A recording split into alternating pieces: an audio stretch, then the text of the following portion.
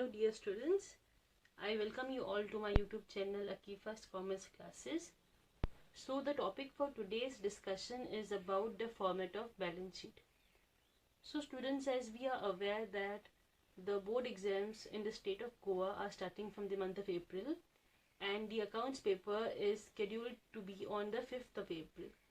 And for the portion of accountancy, we know that balance sheet and profit and loss account are there in the syllabus. So the question paper comprises of 40 marks, out of which 20 marks are allotted for the balance sheet and the profit and loss account. So it is nearly half of the marks of the entire paper. Therefore, I would like to start with balance sheet and profit and loss account, and I will solve problems on both. So I will solve problems on profit and loss account and balance sheet. And about shares, even shares chapter is there for the exams, but I have already solved sufficient problems on issue of shares. You can check my previous videos for the same. So I would now like to concentrate primarily on the balance sheet and the profit and loss account. So in today's video, I will start with the format of balance sheet, and in the subsequent videos, we'll start with solving problems on balance sheet. Hello students, I welcome you all to my YouTube channel, that's Akifa's Commerce Classes. So in today's session, we'll learn about balance sheet. So we know that a new format of balance sheet is prescribed as per the Indian Companies Act of 2013, Schedule 3. So that we need to prepare the balance sheet as per the prescribed format. So before going in detail about the balance sheet, let's just know what you mean by a balance sheet. So a balance sheet is one of the most important financial statements which are prepared by a company. Now the next question is, what does the balance sheet comprise of? The balance sheet displays the company's total assets, and it also shows that how the assets are financed. It means whether the assets are bought through debt or through equity. Also, you have to remember that it is a statement that shows the financial position of a company, and the balance sheet is based on the fundamental equation that says asset is equals to liabilities plus equity. So the word balance itself means that your asset side should be equal to your liability side. That's why it is known as a balance sheet, because at the end your assets should be equal to the liabilities. So this is about the meaning of balance sheet. So what we'll do is, before we start with the problem, I would just like to explain the format to all of you, because what happens is that we know that the entire balance sheet is completely dependent on the format, and if the students just by heart it, then there are chances that you might forget what comes under which heading. We know that the balance sheet has two sides, that is the liability side and the asset side. So we start with the liability side first. So the heading for it is equities and liabilities. So under equities and liabilities, the first thing that we have is shareholders fund. So what do you mean by shareholders fund? So shareholders fund is the total investment which is made by the investors. Now this investment, it can be made either in equity shares or preference shares of the company.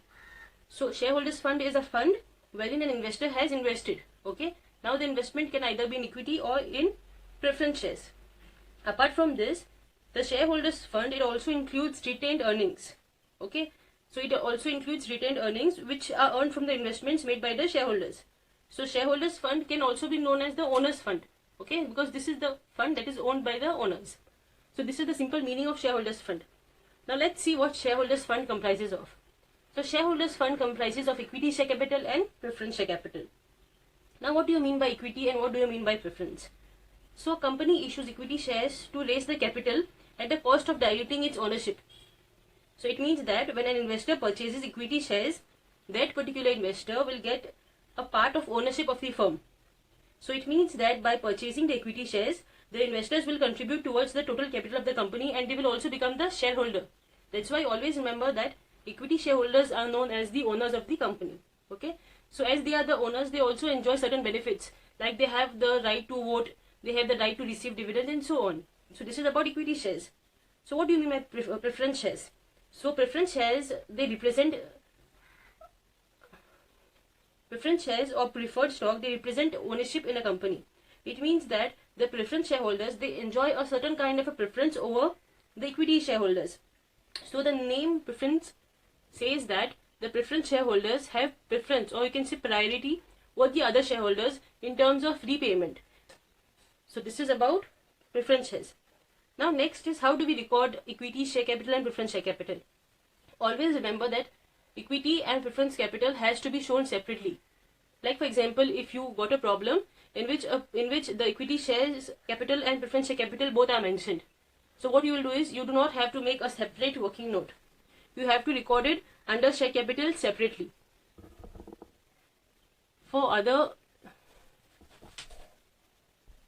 Now when we prepare balance sheet, we know that if there is more than one item which comes under a particular heading, what do? We make a working note. But this is an exception. It means if in the problem you have equity share capital and preference share capital, it is important that you do not make a working note, but you show the calculations under share capital. So this was for share capital that comes under shareholders fund. So next, let's start with reserves and surplus. So what do you mean by reserves? So it is actually a current year profit from the business which is transferred to some other account.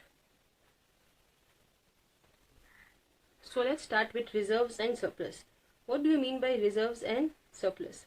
So reserves and surplus are the total amount which is maintained.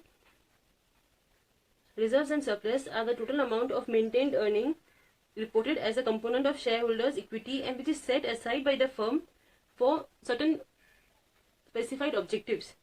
Like for example, so the next is reserves and surplus. So let's learn about what you mean by reserves and surplus. So as the name suggests, reserves and surplus are accumulated profits. Accumulated, it means collected profits which are collected over a period of years. Okay. So reserves and surplus are accumulated profits which are collected over a period of years. Okay. Retained profits are the profits that are left after paying the dividend to the shareholders. So when a company invests money back into itself, the reserve and surplus account expands. So therefore, the reserve and surplus account is what? In simple words, it is an account in which a company has saved its earning. Okay. Now this earning could be saved for whatsoever reasons. For example, to buy any fixed assets, or maybe for expansion and diversification and so on. So this is the meaning of reserves and surplus. So now let's see what comes under reserves and surplus. So under reserves and surplus, we have general reserve, capital redemption reserve, securities premium and so on. So we'll study about all of this in details. The first is the general reserve. So a revenue reserve is another name for general reserve. So general reserves, what it comprises of? So revenue reserves are the funds which are set aside by a company from its earning for the objective of future use. So this is about general reserve. Next is capital reserve. So capital reserve is a portion of company's profit which is kept aside for a particular reason. Like for example, to finance long-term initiatives, or maybe to defer the capital expenditure and so on. And one important thing that you have to remember here is that this reserve is made up of any capital profit by a firm from sources other than the organization's primary business. Next we have capital redemption reserve. So on the redemption of preference shares, redemption means repayment of preference shares or through buying back of own shares to decrease the share capital, the capital redemption reserve is established from the undistributed earnings in the general reserve. And we have dividend reserve. So the money which is maintained in a separate account for securing that a similar amount of dividend is announced annually is known as a dividend reserve. So this kind of reserve is specially created in order to see to it that the same amount of dividend is distributed among the shareholders annually. So for this purpose, certain profit or certain part of the profit is kept in a reserve, that is the dividend reserve. Another thing that we have to remember here is that whenever you have profit and loss account, you have to keep in mind that if the profit and loss account is on the credit side, then you will add it to the reserves and surplus. Similarly, if the profit and loss account is mentioned on the debit side, then you will deduct it. Remember that when it is on debit side, you have to deduct. When credit side, you have to add. So this was about reserves and surplus. The next we have is non-current liabilities. So we should know what do you mean by non-current liabilities. So a non-current liability, it refers to the financial obligations in a company's balance sheet. And these obligations, they are not expected to be paid within a year, that is within 12 months.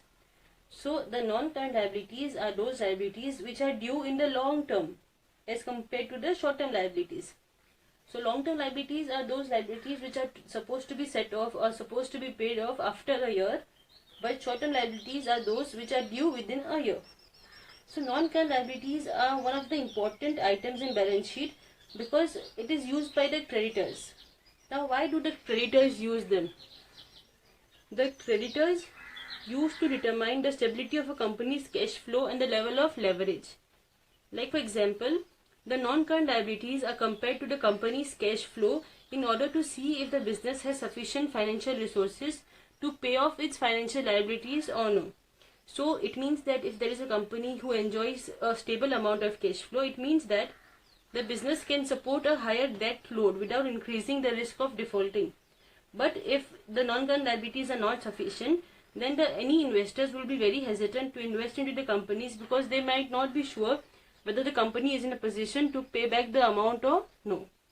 So under non-current liabilities, we have the long-term borrowings. So long-term borrowings are those debts which a company does not have to pay within 12 months. It is supposed to be paid after 12 months. So under long-term borrowings, we have debentures, bank loans, long-term loans, mortgage loans, public deposits, and so on. Next we have is long-term provisions. So long-term provisions are usually the money which is set aside for long-term requirements. Like for example, it could be provisions are created for employee benefits like gratuity fund, leave encasements, provision for warranties or pension funds, and so on. So long-term provision comprises of those provisions which are set aside for a long term. Okay. Next we have current liabilities. So current liabilities are the financial obligations of a business that are due and which have to be paid within a year. So this is about current liabilities. So under current liabilities we have short-term borrowings. So short-term borrowing comprises of loan repayable on demand from banks and other parties, bank overdraft, and cash credit. Next we have is trade payable. So always remember that whenever you have trade payable, so always remember that under trade payable you will have sundry creditors, bills payable, and outstanding expenses. So if in a problem you have sundry creditors and bills payable, what you have to do is you have to simply add both of them, make a working note, and then record it in the balance sheet. So this is about trade payable. Next is other current liabilities. So we know what is current liability, but what do you mean by other current liabilities?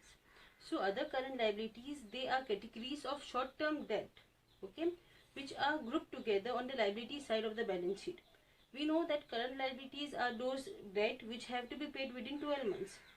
So what the companies have done is they have added the word other to it, other current liabilities. So this other current liabilities, they describe those current liabilities that are not that significant enough to be identified separately or to be recorded separately. That's why they are grouped together as other current liabilities. Okay. So under current liabilities we have unpaid dividend, interest accrued on borrowing or interest due on borrowing, interest received in advance, calls in advance, and so on. Next we have short-term provisions. So what do you mean by provision? Provision is the cash amount which is set aside from the profits of the business, and a specific amount is used to cover the liabilities of the business. So those provisions which are for a short period of time come under short-term provisions. Examples could be provision for tax and proposed dividend. So with this we have completed the liability side of the balance sheet. So only one part of the balance sheet is completed. Then we will move on to the asset side of the balance sheet. Let's start with the asset side of the balance sheet. So the asset side of the balance sheet starts with non-current assets. So what are non-current assets? So these are the assets that are not easily convertible to cash. Okay. So non-current asset comprises of fixed assets, long-term investments, and long-term loans and advances. So we know that fixed assets are the assets whose future economic benefit is probable to flow in the business and whose cost can be measured reliably. Like for example, we know that fixed assets are land, building, plant, equipment, furniture, and so on. So fixed assets has a categorization of tangible and intangible assets. So tangible assets are all those assets which can be seen and which can be felt. So they have a physical form. So what about intangible assets? So intangible assets are those assets of a company that do not have any physical existence, but they hold tremendous relevance for the company as it is at its core of existence. So intangible assets include your goodwill, patent, copyrights, trademarks, brands, and so on. So this is tangible and intangible assets. The next we have is our non-current investments.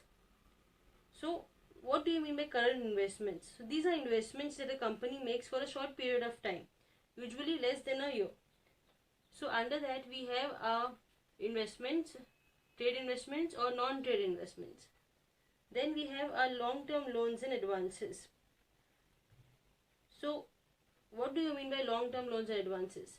So long-term loans and advances are those loans and advances which have to be paid after a year. Similarly, short-term loans and advances are like long-term loans and advances but which are supposed to be paid for a period less than a year. Then we have other non-current assets. So what do you mean by other non-current assets? First of all, let's see what do you mean by current assets. So current assets, these are the assets that do not include cash, investments, receivables and inventory, which is usually less than a year. So non-current assets are those which are for a period of more than a year. The examples of that are preliminary expenses, discount on issue of shares, underwriting commission and so on. Then we have the current assets. So under current assets we have current investment, inventories, trade receivables, cash and cash equivalent and other current assets. So in current assets we have investment in equity shares, preference shares, government securities and mutual funds. So under inventories we have the raw materials, finished goods and stores and spares, and also loose tools. In trade receivables you have debtors and bills receivable. So if debtors and bills receivable both are mentioned in a problem, then we have to add both of them, make a working note and then put it in the balance sheet. Next we have cash and cash equivalent. It comprises of cash in hand, cash at bank, check, draft on hand and so on. And the last is other current assets. So other current assets include prepaid expenses, accrued income, interest accrued on investment, advance tax and so on. So this is all about the asset side. So with this I have finished explaining the entire balance sheet, that is the liabilities as well as the asset side. So what I would say is that before you start solving any problem in balance sheet, just watch this video once so that it gives you a general idea about which item falls under which heading, so that it becomes easier for you all to solve the problems in the exams. So this is it and I will end my video. So I will end my today's session with this. Also in my next session I will be starting with solving problems on balance sheet. If you liked my today's video, then please like, share and subscribe to my channel. Thank you.